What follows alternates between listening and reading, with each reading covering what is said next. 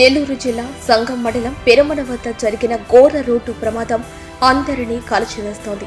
2 కుటుంబాలకు చెందిన 7గురిని టిప్పర్ రూపంలో వచ్చిన మృత్యువు నెల్లూరు ముంబై జాతీయ రహదారిపై కరాల నృత్యం చేసింది. ఈ ఘోర దుర్ఘటన చూసి కళ్ళు చెమర్చిన వారు లేరంటే అతిశయోక్తి కాదు. ఇంటి నుంచి బయలుదేరిన గంటలోపే 7గురి ప్రాణాలు గాలిలో కలిసిపోయాయి. బంధువులకు అనారోగ్యం అంటూ పరిమళించిన మానవత్వంతో పరామర్శ కోసం వెళుతూ పరలోకానికి వెళ్లిపోయారు. ఒకే కుటుంబాలకు చెందిన 7గురు ప్రాణాలు గాల్లో కలిశాయి. ఈ ఘోర కలి అనంతరం ఓవైపు రెవెన్యూ యంత్రాంగం, మరోవైపు పోలీసులు, అగ్నిమాపక శాఖ అధికారులు రంగంలోకి దిగి నుజ్జైన కారులో మాంసపు ముద్దలా మారిన 7గురు డెడ్ బాడీలను అతి కష్టంపై బయటకు తీశారు. దాదాపు 3 గంటల పాటు శ్రమించాల్సిన పరిస్థితి దాపురించింది.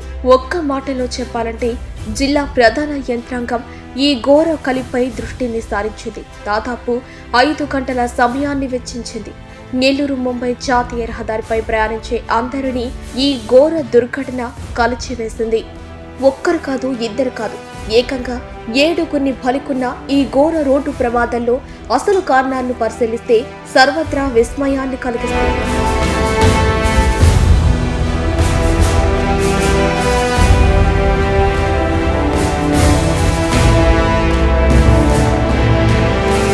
ఇష్టానుసారంగా నదులు, వాగులు, వంకల్లో ఇసుకను కొల్లగొట్టి పరిమితికి మించిన బరువులతో రోడ్లను సిద్ధం చేస్తూ అడ్డు వచ్చిన వాహనాలను సైతం ఇలా నిలువున తొక్కివేసే పరిస్థితులు జిల్లాలో దాపురించాయి.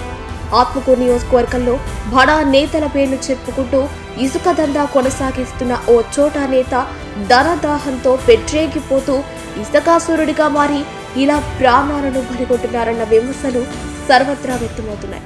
అనుమతి లేని చోట నుంచి ఇసుకను తరలించడం ఒకెత్తైతే పరిమితికి మించి అధిక లోడ్తో రోడ్లలో ప్రయాణించడం ఆ నేత ధనదాహానికి నిదర్శనంగా ఉందన్న ఆరోపణలు సర్వత్రా వ్యక్తమవుతున్నాయి.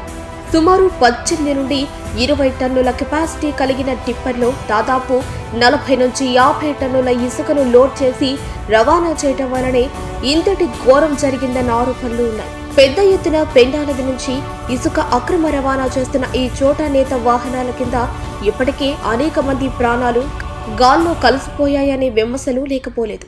దొరికితే దొంగ, లేకుంటే దొర అన్నట్లు పోలీసులను, స్థానిక యంత్రాంగాన్ని తమ గుప్పెట్లో పెట్టుకుని ఒకవైపు రోడ్లలో చిత్రం చేస్తూ మరోవైపు ప్రయాణికుల ప్రాణాలకు ఆ చోటా నేత వాహనాలు పెనుముప్పుగా పరిమళిస్తున్నాయని నియోజకవర్గంలో వ్యక్తమవుతున్న అభిప్రాయం.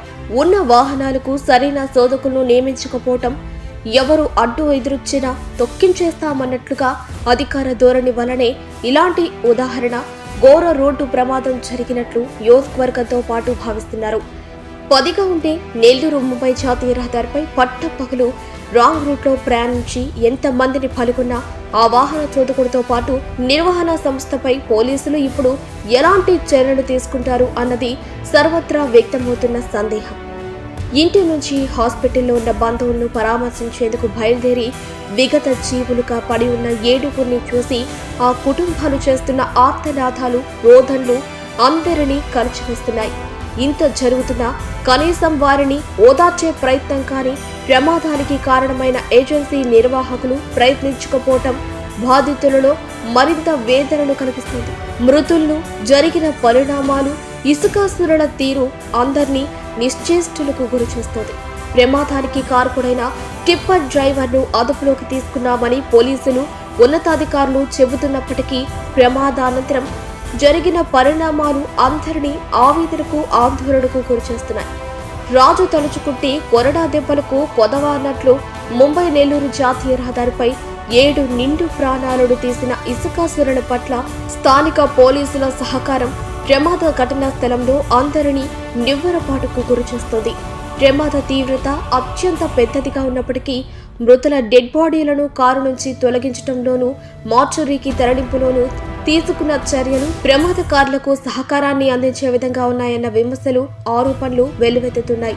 ఓవైపు నెల్లూరు ముంబై జాతీయ రహదారిపై ఎంతటి ఘోర రోడ్డు ప్రమాదం జరిగినా అదే ప్రాంతంలో ఇసుక రవాణా యథేచ్ఛగా కొనసాగుతూ ఉండటం ఆ ప్రాంత వాసుల్లో మరింత ఆగ్రహావేశాలు తెప్పిస్తోంది.